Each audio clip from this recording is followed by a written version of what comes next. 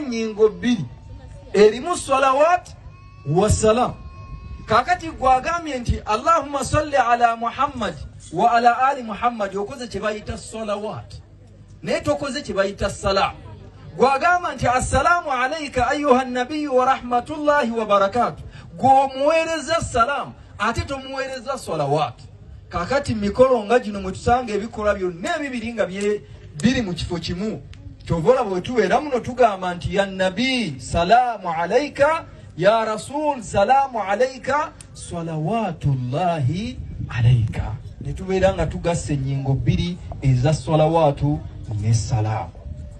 Ne twogera ku weekitiibwa Nabi Muhammad kubanga Allah agambye nti twamusitula abeerenga ayogerwako era mu kumwogerako tetukisussa ng'abasinga bwe bagamba nedda kubanga bwe kuba kukisussa Allah yasooka okukisussa.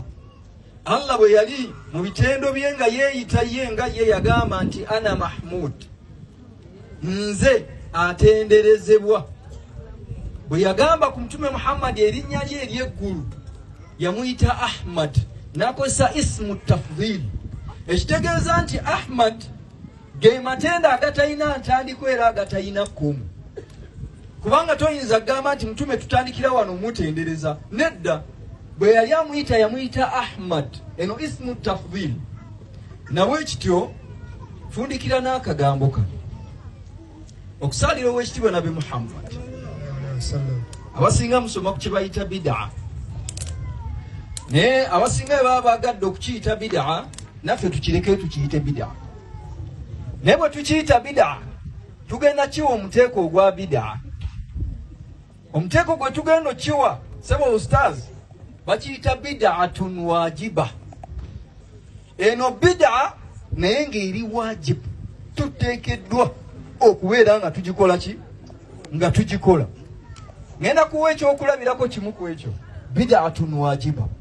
Owekitiibwa Nabi Muhammad yafa Qur'ani eno sinkuŋŋaanye mu kitabu era singa olwaleero azuukira najja ne bamuleetera omuswafu ne bamugamba nti eno Qur'ani alabira ddala nga kintu kipya kuba ye si bwe yakikola ki si bwe yakireka ntegerekese. Naye buli ali wano teyeenyumiriza mu kukwata Qur'ani n'agisoma gamba nti eyo nayo bid'atun wajiba. Nti bid'a naye ng'eteekeddwa okubaawo gwe wansome Qur'ani. Ekyokubiri mu lulimi Oluwarabu edda ebigambo by'Oluwarabu tekwali kasira fataha dhumma.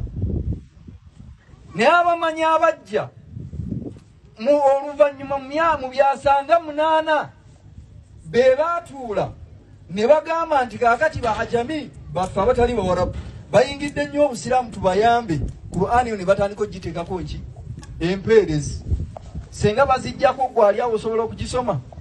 Eyo nayo bid'atun wajiba. Kakati olaba Qur'ani eri bid'atun wajiba nga kyatteeka. Kakati ate okusalira ow'ekitiibwa Nabi Muhammad. Salaamu alaykum.